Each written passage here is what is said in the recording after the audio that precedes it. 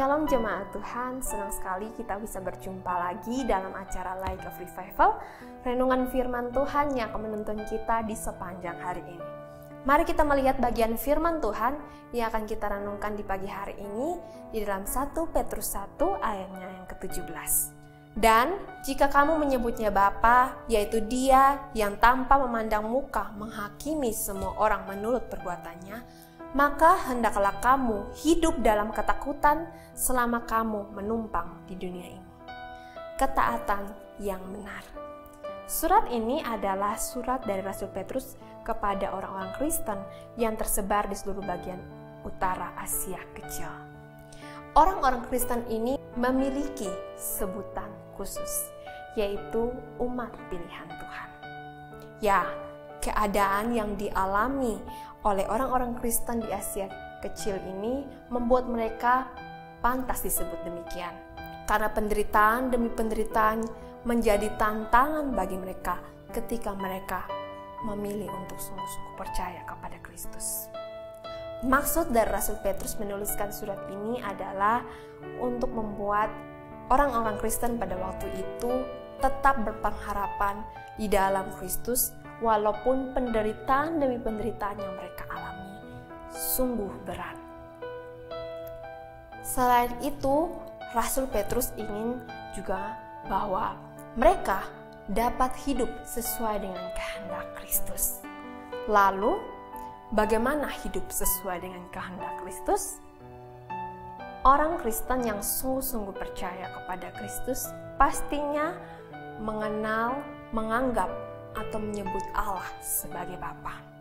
Tetapi tidak berhenti sampai dengan menganggap sebagai Bapa. Lalu memiliki hidup yang sesuka-suka kita ataupun semau pilihan kita.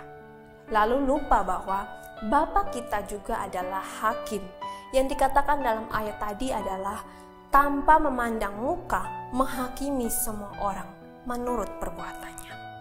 Kita yang sudah sungguh-sungguh percaya kepada Kristus sebagai satu-satunya juru selamat dalam hidup kita, memang telah ditebus dan kebinasaan, kekal ataupun neraka tidak lagi menjadi bagian kita. Tetapi kita yang sudah sungguh-sungguh percaya harus menyadari bahwa hidup kita bukan lagi hidup yang lama dan berbuat segala sesuatu sesuai kehendak kita. Lalu, tidak peduli dengan apa kata firman Tuhan, tidak peduli apakah hidup kita menjadi batu sandungan bagi orang lain atau tidak. Yang harus kita sadari bahwa kita harus menghormati Bapa kita. Bahkan dikatakan bahwa kita harus hidup dengan ketakutan selama menumpang di dunia ini. Apa maksud dari hidup dengan ketakutan?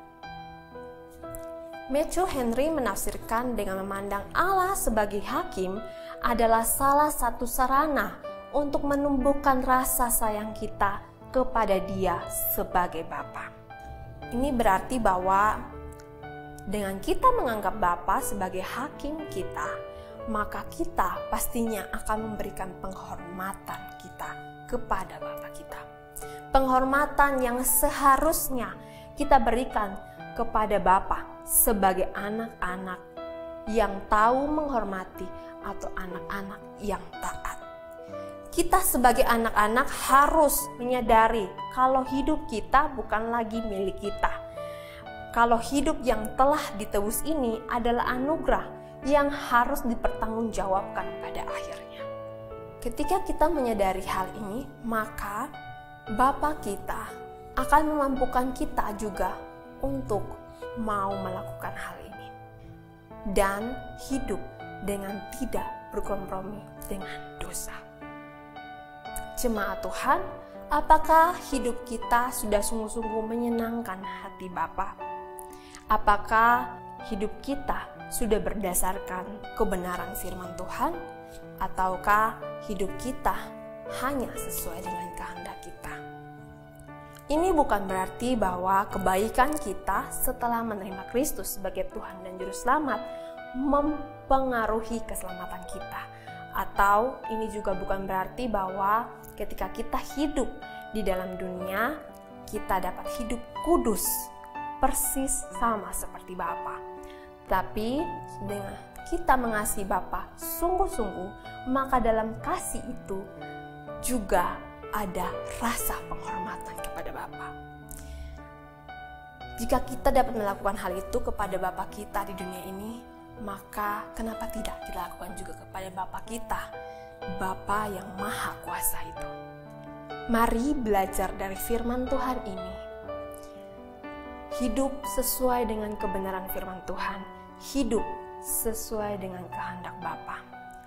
Hati-hati atau bijaksanalah dalam mengambil tindakan, perkataan, atau pikiran kita, baik yang terlihat ataupun tidak terlihat, supaya kehidupan kita pada akhirnya menyenangkan hati Bapa kita yang di surga, mempermuliakan Bapa kita, dan pada akhirnya banyak orang yang dapat mengenal Bapa kita melalui kehidupan kita.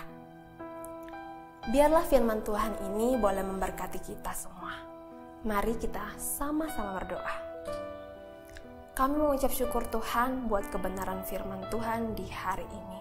Kami disadarkan bahwa ketika kami menyebut atau menganggap Engkau sebagai Bapa kami, maka kami harus juga memberikan penghormatan kepada Engkau, karena Engkau layak menerima penghormatan itu. Maka demikian pula hidup kami pun tidak menjadi hidup yang sesuka-suka kami, tapi menjadi hidup yang membawa kemuliaan dan menyenangkan hati-Mu Tuhan. Ampuni kami jika selama hidup kami melakukan segala sesuatu bukan sesuai dengan kehendak-Mu Tuhan. Layakan kuduskanlah kami Tuhan, dan pimpinlah kami Tuhan dalam segala langkah-langkah kami.